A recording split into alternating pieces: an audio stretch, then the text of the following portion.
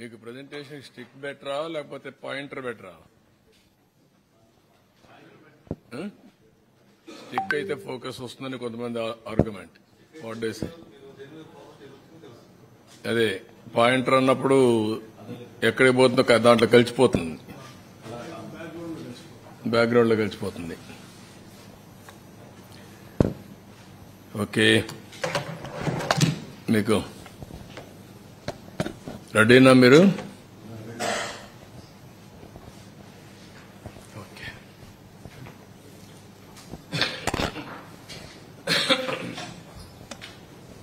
అందరికీ నమస్కారాలు. రాష్ట్ర ప్రజలందరికీ కూడా మనస్ఫూర్తిగా నమస్కారాలు, అభినందనలు.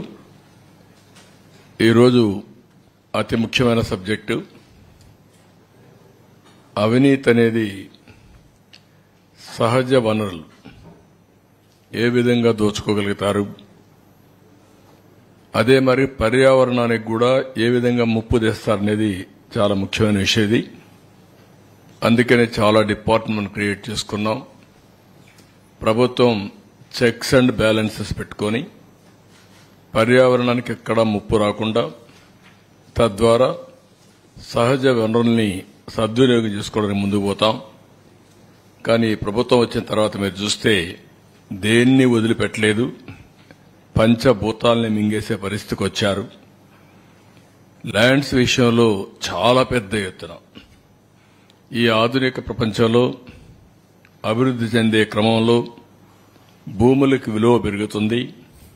అలాంటి భూములన్నీ పెద్ద ఎత్తున లిటిగేషన్ క్రియేట్ చేసి కొట్టేయడం, భూగర్భ ఖనిజ సంపద కొన్ని వందల సంవత్సరాలు భూమిలో ఉండే కెమికల్స్ రియాక్షన్స్ కానీ అన్ని అవి ఖనిజ సంపద తయారవుతుంది. అలాంటి ఖనిజ సంపదని దోచేయడం, ఫారెస్ట్ని ఒక డిపార్ట్మెంటే ఒక సర్వీసే పెట్టుకున్నాం మనం. ఈరోజు Indian forest service, IAS IPS తర్వాత ఐఎఫ్ఎస్ ఉంది. ఎప్పుడు కూడా ఫారెస్ట్ అంతా కూడా చాలా కంట్రోల్ చేసి వాతావరణానికి ముప్పు రాకుండా పర్యావరణాన్ని పరిరక్షిస్తూ ముందుకు పోతారు. అలాంటి చూస్తే అడవులను కూడా ఇష్టానుసారంగా నిర్వీర్యం చేసే పరిస్థితికి వచ్చారు. ఎక్కడికక్కడ అడవులను కూడా ధ్వంసం చేసే పరిస్థితికి వచ్చారు. ఇవన్నీ కూడా బ్రాడ్గా మాకొచ్చిన సమాచారం, అది కూడా ప్రజలందరికీ విజ్ఞప్తి చేస్తున్నా. రికార్డులు అన్నీ ఉండవు, కొంతవరకే వచ్చాయి. వాస్తవంగా దీనికంటే కొన్ని రెట్లు, ఎన్ని రెట్లని కూడా చెప్పలేను.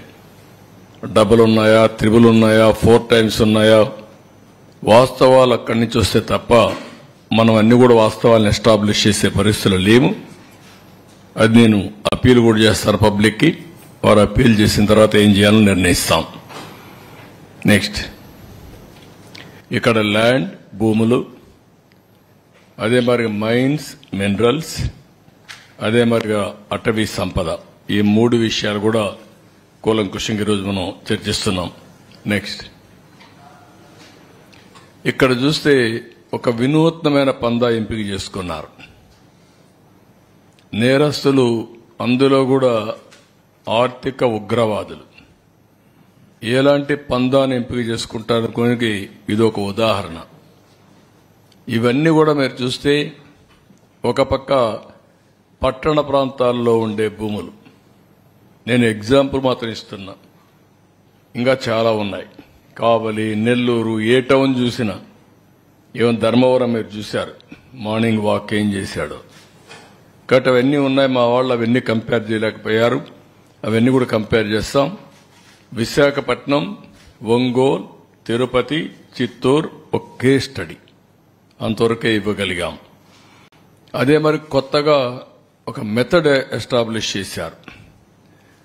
హౌస్ సైట్స్ పేరుతో ఎక్కడికక్కడ ఇష్టానుసారంగా అధికార దుర్వినియోగం చేసి ఆ కొండే భూమిని ముందే వీళ్ళు కొంటారు. ఒక స్మాల్ ట్రాన్సాక్షన్ చేస్తారు. ఆ ట్రాన్సాక్షన్ అబ్నార్మల్ గా చేస్తారు. అదే మార్కెట్ రేటుగా చూపిస్తారు. దానికి 2.5 టైమ్స్ డబ్బులు ఇస్తారు.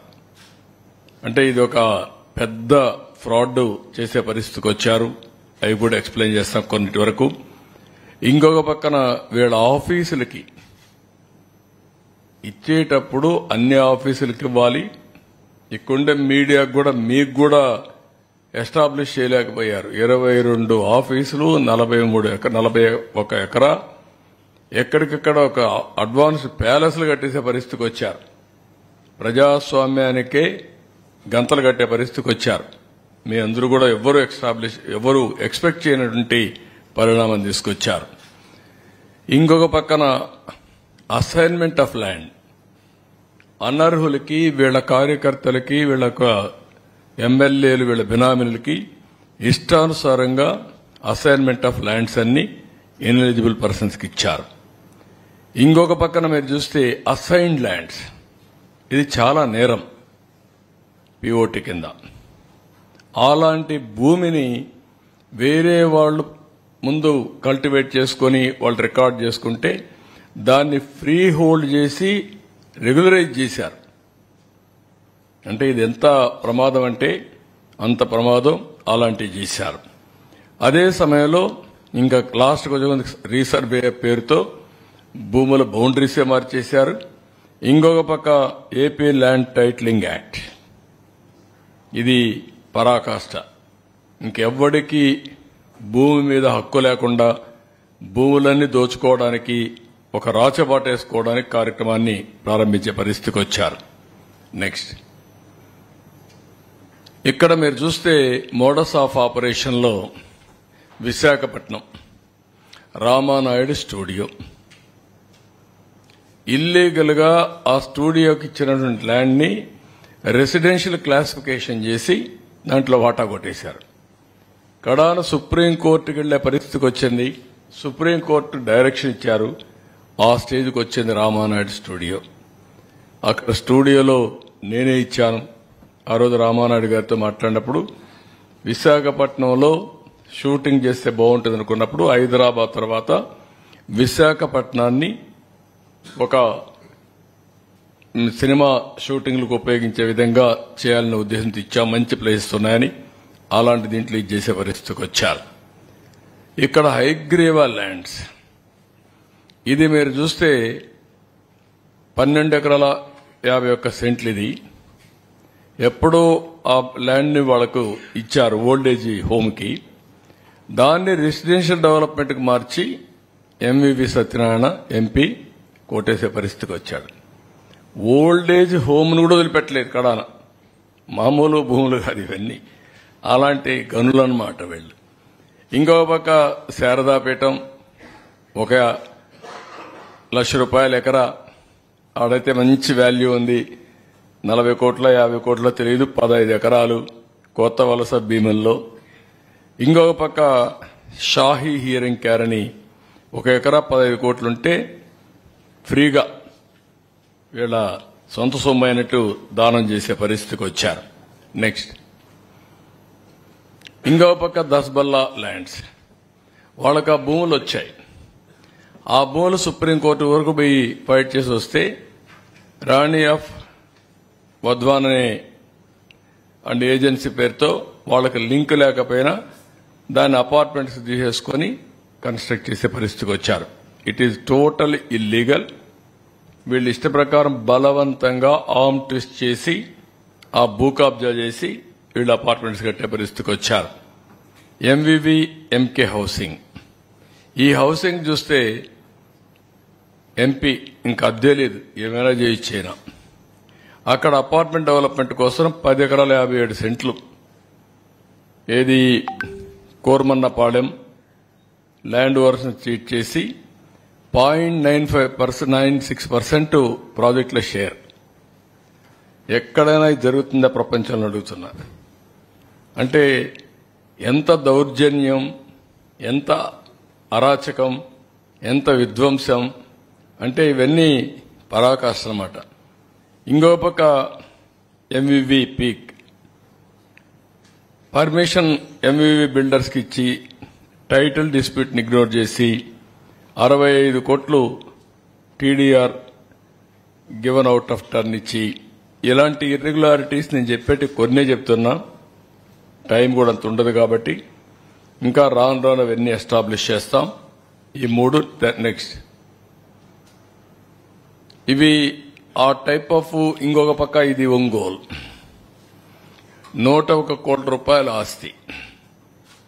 ఇక్కడ కూడా ఎన్ని చేయాలనో అన్ని విధాలుగా ఫ్యామిలీ డిస్ప్యూట్స్ అని, unclaimed private lands, empty sites, government lands ఇవన్నీ గ్రాప్ చేసి created fake documents, fake will, partition deed, DK patta, family member certificates, death certificates, land conversion certificates, GPA, sale deeds ఇలాంటివన్నీ చేసి అన్నీ కూడా ఎక్కడికక్కడ గోల్మాలలు చేసి మొత్తం ఇది చేస్తే ఇటీవల కేసులు పెట్టారు.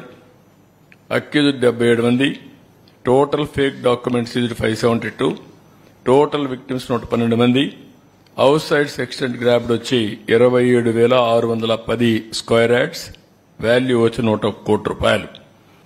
ఇవి క్రియేటెడ్ సివిల్ లిటిగేషన్. అన్ని ఫేక్ డాక్యుమెంట్స్ చెప్పి ఇష్టానుసారంగా చేసి బలవంతంగా లాక్కున్న పరిస్థితి పెద్ద ఇష్యూ అయింది. ఇది కూడా ఇన్వెస్టిగేషన్ లో ఉంది యాజ్ ఆన్ టుడే. నెక్స్ట్, ఇది ఎంత దర్జాగా మీరు చూడండి, ఫ్లాగ్ పెట్టేసి ఇష్టానుసారంగా ఎక్కడికక్కడ కబ్జా చేసే పరిస్థితికి వచ్చారు, ప్రొక్లైన్స్ పెట్టి మరి. నెక్స్ట్, ఇక్కడ తిరుపతికి ఒక విచిత్రమైన పరిస్థితి ఉంది. ఇవన్నీ సెటిల్మెంట్ ల్యాండ్స్ తిరుపతిలో, లేకుంటే మఠం భూములు కూడా ఉన్నాయి అక్కడ. ఈ భూముల్ని ఇష్టానుసారంగా 22A ఉపయోగించి వీడు కొట్టేసే పరిస్థితికి వచ్చారు. మామూలు 1-2 కాదు, మొత్తం తిరుపతి, రేణిగుంట ఏరియా అంతా మీరు చూసి చిత్తానూరు ఏరియా అంతా మొత్తం కూడా డిస్ప్యూటెడ్ ల్యాండ్, అవన్నీ సెటిల్మెంట్ ల్యాండ్స్.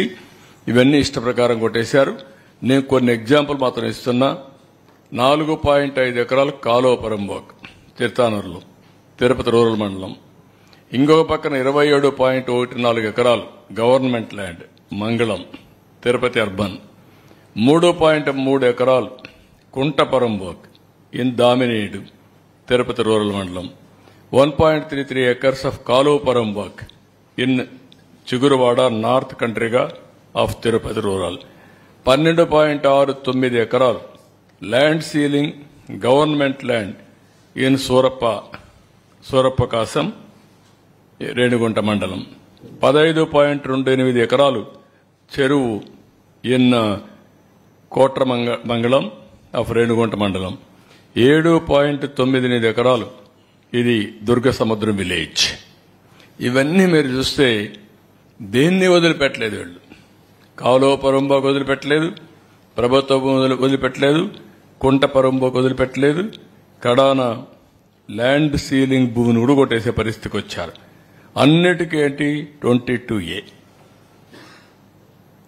ఎవరి భూమి అయినా 22A పెట్టేస్తారు, వీళ్ళు రిజిస్ట్రేషన్ చేసుకున్నాక మార్చేస్తారు.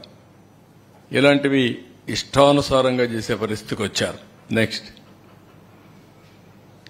ఇది చిత్తూరులో 782 ఎకరాల భూమి. Violation of estate abolition act 1948. Combined ఆంధ్రప్రదేశ్లో నేను రెవెన్యూ మినిస్టర్గా ఉన్నప్పుడు నేను ఆలోచించేవాడిని. అప్పుడు అక్కడ ఒక ఏడీబీ రెడ్డి అని ఒక అతను ఉండేవాడు. సెటిల్మెంట్ ఆఫీస్ నెల్లూరులో ఒక ఆఫీస్ ఉండేది. ఆయన పని ఎవడికి భూమి కావాలో రాయిచ్చేవాడు. ఇదే పని అన్నమాట. చాలా ఫేమస్ కూడా అది.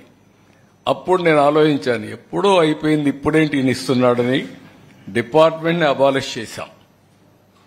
డిపార్ట్మెంట్ని అబాలిష్ చేసిన తర్వాత చట్టంలో ఉన్నా కూడా ఆ భూమి చెందవలసింది గవర్నమెంట్కి. మీకు హైదరాబాద్లో ఒకటి ఉంది, ఎవాక్యుయేషన్ ప్రాపర్టీ. ఎప్పుడో కొంతమంది కంట్రీ డివైడ్ అయినప్పుడు పాకిస్తాన్కి వెళ్ళిపోయారు. ఆ భూములు ఎవరికి రావాలి? గవర్నమెంట్కి రావాలి. కొంతమంది ఫేక్ డాక్యుమెంట్స్ తయారు చేసుకుని ఆ భూములు కొట్టేసే పరిస్థితి వస్తా వచ్చారు. నేను ముఖ్యమంత్రి అవుతాను, మీరు చాలా మంది చూస్తుంటారు. అప్పుడు బన్వర్లాల్ని ఒక ఐఏఎస్ ఆఫీసర్ని పెట్టా. అతను ఎక్కడ చూసినా ఒక బోర్డు పెట్టేవాడు, this land belongs to government, any trust pass will be punished severely అని. అప్పట్లో నేను ఇంకోటి పెట్టాను, ఎంఆర్ఓకి ఒక ప్రొహిబిటరీ బుక్ పెట్టి ప్రభుత్వ భూములను ఐడెంటిఫై చేసి ఆ బుక్ లో రాయాలి. రాసుకున్న తర్వాత ఆయన ఎవ్రీ వీక్ ఇన్స్పెక్ట్ చేయాలి. Is the custodian of that lands అన్నమాట. అదే సమయంలో కొత్తగా ఎంఆర్ఓ అనేస్తే అవి ఫిజికల్ గా అతనికి హ్యాండ్ ఓవర్ చేసి ఈయన రిలీవ్ కావాలి. That was the rules I passed. 982 ఎకరాలు రహస్య మార్గంలో ఇచ్చేశారు. అక్కడ పెద్ద లీడర్ ఉన్నాడు దోపిడీ చేయడానికి. ఇది పుంగనూరు కాన్స్టిట్యున్సీ. అంటే ఎక్కడికి పోయారో నాకు అర్థం కావడం లేదు.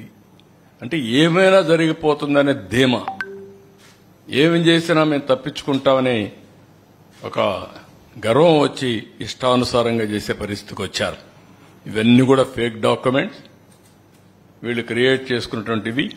982 ఎకరాలు మొన్నే పట్టా చేసుకునే పరిస్థితికి వచ్చారు. నెక్స్ట్